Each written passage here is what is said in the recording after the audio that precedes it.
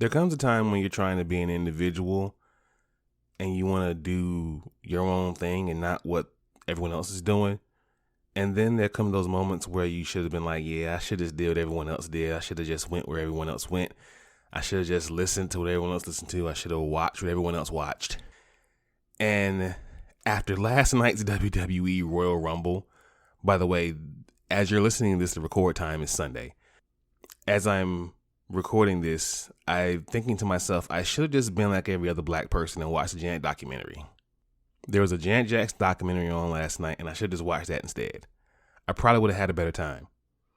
First of all, Royal Rumble lasted 4 hours. I could have had a better time watching the Snyder Cut again than this.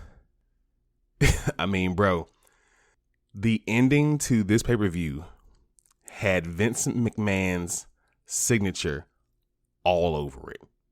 Both Rumble finishes had Vince McMahon's signature all over it.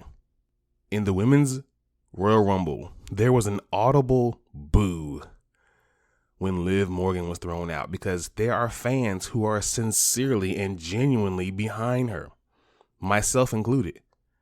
And you're going to continue to let these girls job to Ronda Rousey, who, by the way, came back last night and won the Royal Rumble. Not to mention the horrible finish that was both title matches, especially the one for Roman and Rollins, because it was a great match in the beginning. The match was incredible, but it was a fuck finish. And I'm sorry, but we just did not need to see a Raw Women's Championship match with Big Time Bex and Doudrop. I didn't need to see that. I definitely didn't need to see the mixed tag match. But yeah, like I said, that's my time wasted. Maybe one day I'll learn my lesson and not give WWE the benefit of the doubt. Maybe one day. Ah, man. Live and you learn, right? Ladies and gentlemen, blurds and nerds, freaks and geeks, this is Do You Speak Geek?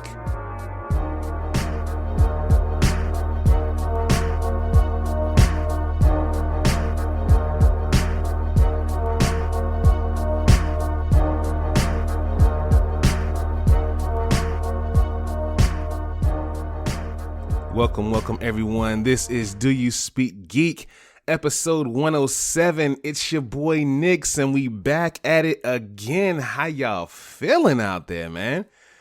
I don't know where y'all living at. I mean, I'm in the East Coast, and we were supposed to get this quote-unquote blizzard, but, you know, we got like a little sprinkles all we got. We got a little dusting, but, you know, nonetheless, got a chance to stay in the crib, kick with the family, so it was a good time all the way around either way. So I hope you guys are staying warm and staying safe wherever you are.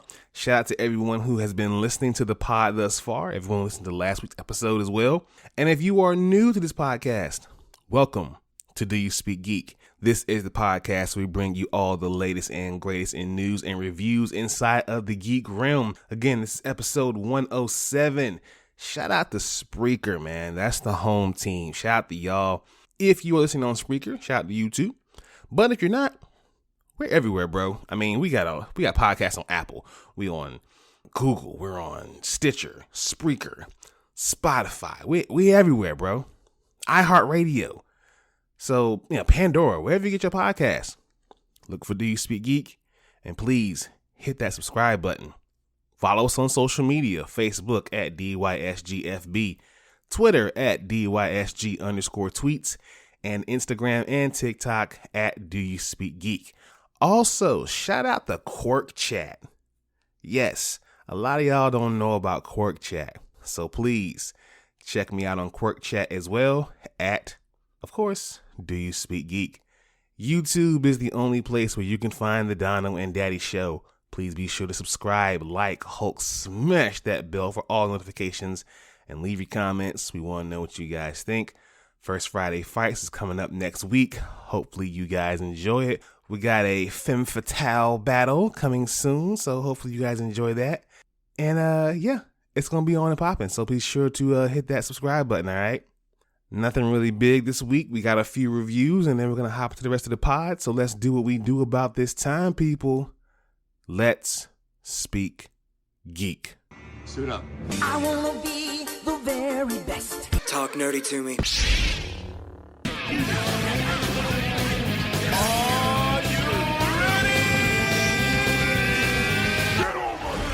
All right, people, we got reviews coming at you at rapid fire. All of Us Are Dead Season 1. Zombie pileup All of Us Are Dead is rewardingly thrilling and brutal, though the carnage eventually gets repetitive. I enjoyed this one. It was a nice little zombie movie, nice little zombie flick, or show, rather, I should say. But yeah, I enjoyed it. Check that out if you get an opportunity. Pokemon Legends Crysis. It's an ambitious revamp that successfully revolutionizes the defining Pokemon experiences of catching and battling. Unfortunately, it's a bit tedious at times and a little bit of emptiness involved, but nonetheless, it's still a dope Pokemon game. And finally, we have the TCL series. Awesome little TV. Once again, making a strong argument for itself as the budget leader of televisions. 5 series offers outstanding picture quality that usually costs a lot more in other brands. So, looking for a new TV coming this year, consider the TCL 5 series. Dope little TV. Dope TV. All right, let's go ahead and hop into my favorite portion of the show. Y'all know the vibes. Source Wall. Man, you come right out of a comic book. Behold the source wall. Can you read, my son? Well, that depends. There is nothing wrong with reading a story and looking at the pictures. Enough said, Stan. Let's hop right into it. The pull list this week, we got New Masters #1. 2019 Creators for Creators Grant recipients Nigerian brothers Shobo and Shof presents New Masters, a groundbreaking blend of science fiction, adventure, drama, and vibrant Afrofuturism. In a striking vision of West Africa under the thumb of alien colonizers, a motley crew of outcasts find themselves caught up in a power struggle for control of an ancient artifact with immense power. This sounds like it's pretty dope. I'm gonna be looking for this one next week. Monkey Prince #1. Introducing the newest hero in the DCU, the Great Sage, equal to the heavens, better than his predecessor, the legendary Monkey King, even better than the Justice League, and definitely the Teen Titans. Actually, all heroes combined. Everyone put your hands together for the Monkey Prince. Marcus' son moves around a lot because his adoptive parents are freelance hench people. So this month he finds himself as the new kid at Gotham City High School, where a mysterious man with a pig feature mask asks Marcus to walk through a water current to reveal himself as who Marcus really is. Someone who has adventured through the journey to the West, can transform into 72 different formations, can clone himself using his hairs, and it's called the Monkey Prince. Sounds very interesting, especially his parents. Like, you guys are like your henchmen for hire. Like, whoever needs work, you guys do that. Okay, anyway. The Savage Spider-Man #1. It's Spider-Man like you've never seen him before. Peter Parker finds himself in the middle of the biggest, most wide-ranging adventure he's ever had, and out the gate, it has turned him into a savage beast. Forget everything you know about Spider-Man. All rules and regulations are out the door, and Peter Parker may never be the same. Hopefully this sticks true to what its premise is saying. Sabretooth #1. Hey, it's like one of my favorite characters. Down in a hole. Sabretooth went into the pit, sentenced to an eternity of torment. Sure, that sounds like hell, but maybe that's where he feels at most home. What's he been doing down there? What secret deal has changed his fate forever? And what if he's not alone? Award-winning novelist Victor Laval teams up with amazing artist Leonard Kirk to bring us the story of what lies beneath Krakoa. Yeah, because right at the beginning of Hickman's X run, they threw Sabretooth in a hole and said, yeah, you out of here. So what's been going on with him down there? We're going to find out. And speaking of Sabretooth, we have X Lies of Wolverine #2. Target Xavier. Wolverine navigates the time stream, revisiting moments in his life. But how does Xavier unite them all? Guess you'll have to read that to find out. And to do that, please be sure to pick these up and others at your local comic book store this Wednesday for New Comic Book Day. Let's watch this. Watch this, y'all. Thunder! Thunder! Thunder! Lannister always pays his debts. Whoa, dude. I am the villain of the story. All right, y'all, we got a lot of Watch This news coming at you, so let's go ahead and hop right into this thing. Percy Jackson and the Olympians officially moving forward at Disney. I am excited about this. So Disney Plus is officially moving forward with a new Percy Jackson streaming series, which is sure to be a comfort to the franchise fans disappointed by the lack of news on it on Disney Day. The Disney describes Percy Jackson and the Olympians as an epic adventure series. According to Disney, the series is based and closely aligned with Rick Riordan's Percy Jackson novels. Published by Disney Hyperion, more than 180 million Percy Jackson books are in print globally. Riordan and John Steinberg are writing the series' pilot episode. James Bobbin is directing. Steinberg is also overseeing the series with producing partner Dan Schatz. Casting is now underway for the Disney branded television series produced by 20th Century Television. Riordan offered a video message confirming the news, saying that geared toward a general audience and especially tweens, teens, and young adults, the live-action series tells the fantastical story of a 12-year-old modern demigod, Percy Jackson, who's just come to terms with his newfound supernatural powers when the sky god Zeus accuses him of stealing his master lightning bolt. Now Percy must trek across America to find it and restore it to Olympus. So that's going to be pretty dope. It's right in line with the new movie. The old movie. Hopefully we finally get some answers about my girl who was the daughter of Ares. Or no, was she the daughter of Ares or Zeus in that second movie? They found her in the tree. I forget.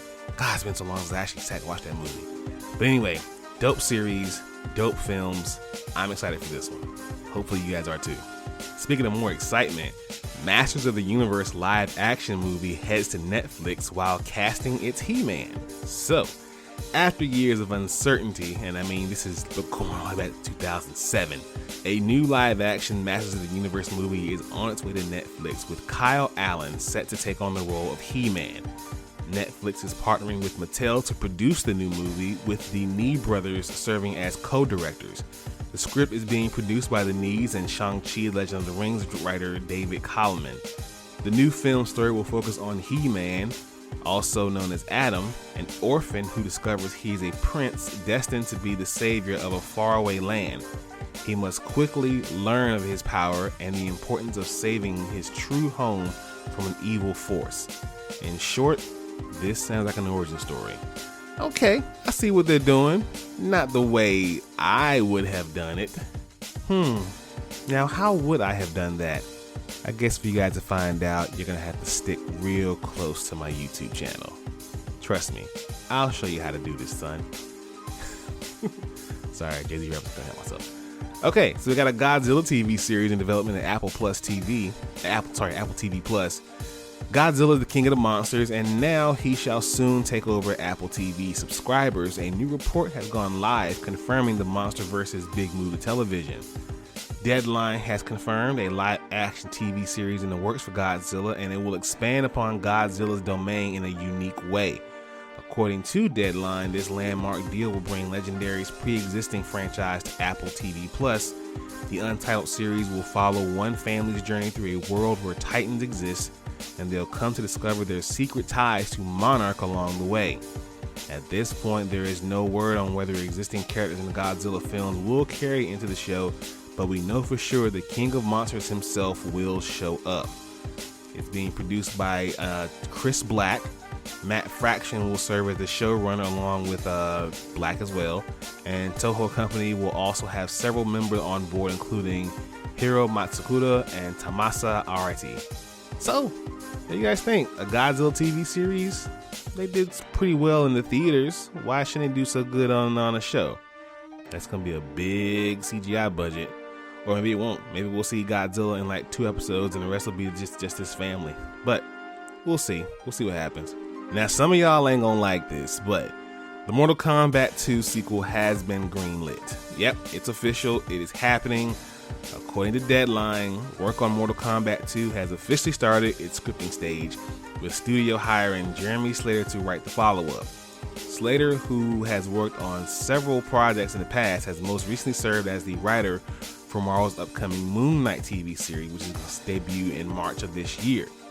Details surrounding the plot of Mortal Kombat 2 are still sparse, but the conclusion of the first film, which released both in theaters and on HBO Max last year, teased that there will be more to come in the future.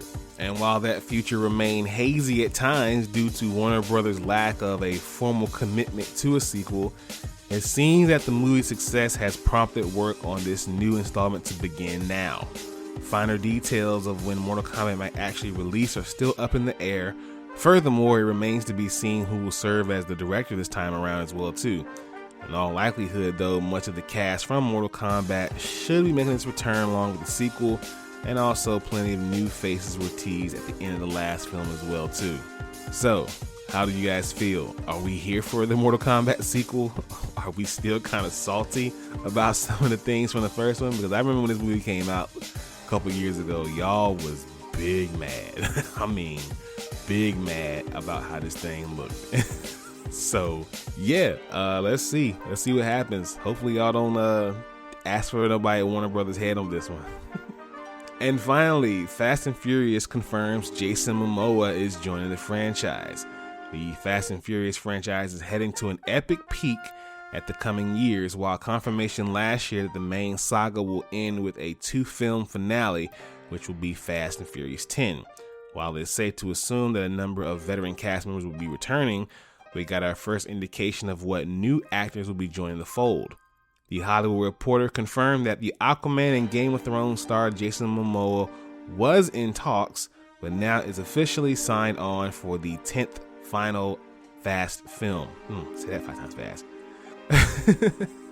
Fast and Furious 10 is lined up to release next year after previously having been delayed by a month.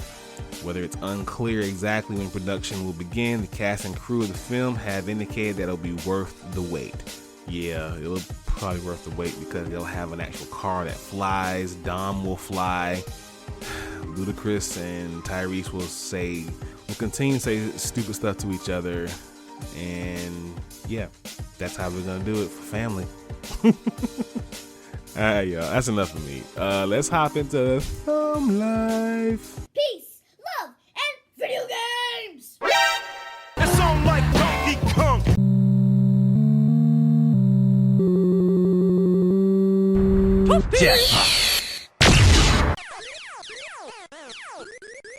That man is playing Galaga.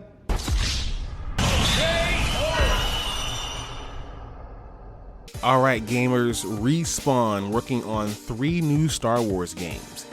EA seems to be far from finished with the Star Wars universe. The publisher is working on 3 new Star Wars games, all of which are being overseen in one form or another by the developer Respawn Entertainment. The games comprise a sequel to the Star Wars Fallen Order, a first-person shooter, and a strategy game. No release dates have been offered for any of the new games.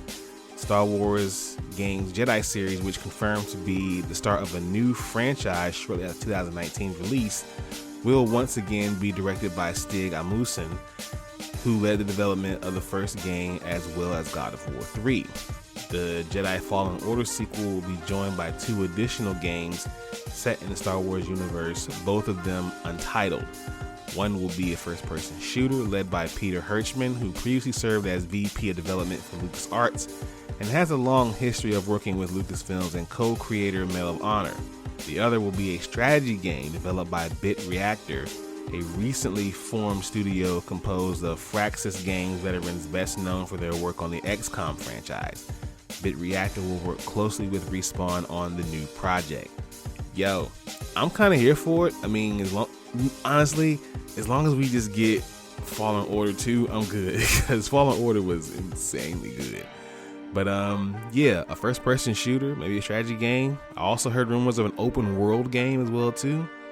Yeah, let's do that. I'm with it. And finally, ladies and gentlemen, Crysis 4 is on the way. Yes, it is coming back, with developer Crytek putting out a teaser trailer following a leak on a Chinese social media outlet. The game is still early in development, and it will be a while before we get it. It was announced under the simple headline of a Crytek announcement. The teaser showed a number of images from an unstable sun to a collapsing building before ending with a large number 4 on the tagline saying, "Join the journey, become the hero." No official title, no release date, or platforms or details have been announced. But I know we all here for it though, right? Crysis 4, the first 3 were insanely good. So yeah, Crytek, give us some deets, baby. We need to know what's going on with this game. Let us know. All right, y'all. That is my time. That is the pod. Thank you all for listening, but I'm gonna go ahead and hop out of here. Again, thank you all for listening. Please be sure to listen to this podcast, subscribe to this podcast. Let your boy know what you think about this podcast. Visit the website, doyouspeakgeek.com. Follow us on social media, Facebook, Twitter, and Instagram, and TikTok. Follow us on our YouTube channel. Like, subscribe to the videos there. As always, people, live to play to win to live. I speak geek. Do you speak geek?